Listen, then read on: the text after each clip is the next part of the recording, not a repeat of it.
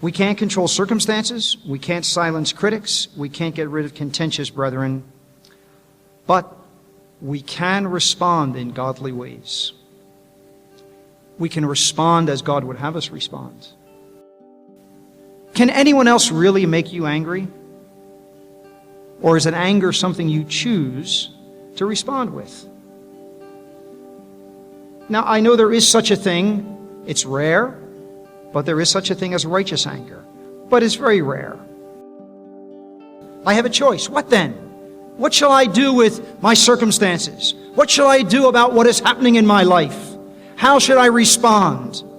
He says, what then?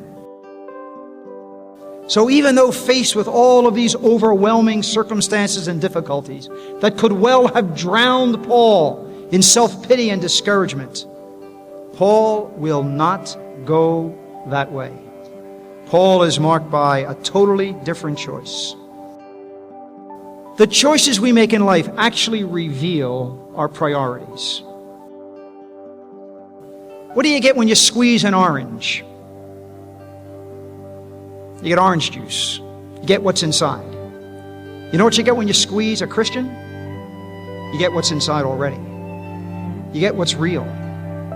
What he really is comes to the surface. So let me talk to you about the choices and his decisions. The cause of Christ is more important than my comfort.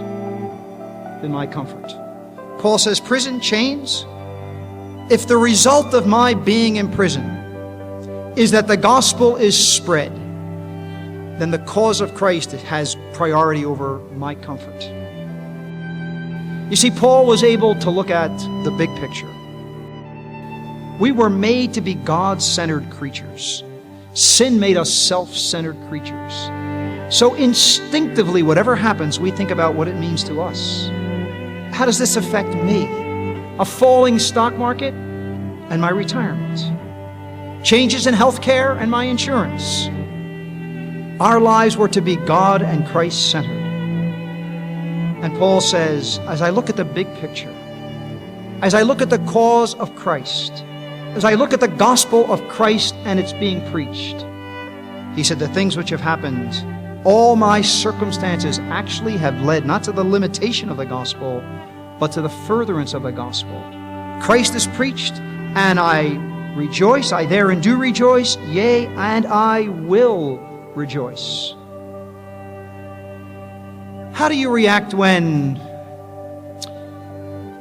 you've been leading the Bible reading in your assembly for 20 years, and along comes a younger brother who has studied his Bible and is now suddenly eclipsing you? Oh, you've always said the welfare of the assembly is the most important thing, but suddenly, when you're being eclipsed, there's a little bit of a awkward feeling. Or someone comes along that can preach better than you can preach. Or someone comes along that can teach children better than you've taught them. And on it can go. How do you feel? What's your reaction when you're being eclipsed? When someone is showing greater ability than you have shown? When someone is showing greater potential than you have had? You know, we piously pray that God will raise up a generation that will be better than we were.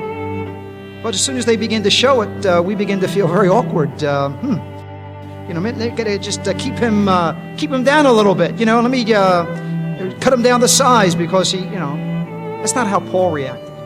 Paul wasn't concerned with who was getting credit. Paul wasn't concerned with who was in the limelight. The cause of Christ was more important than Paul's name and Paul's honor and Paul's reputation. He was willing to see Christ exalted even if it meant he was in the place of limitation and others were in the place of prominence and usefulness.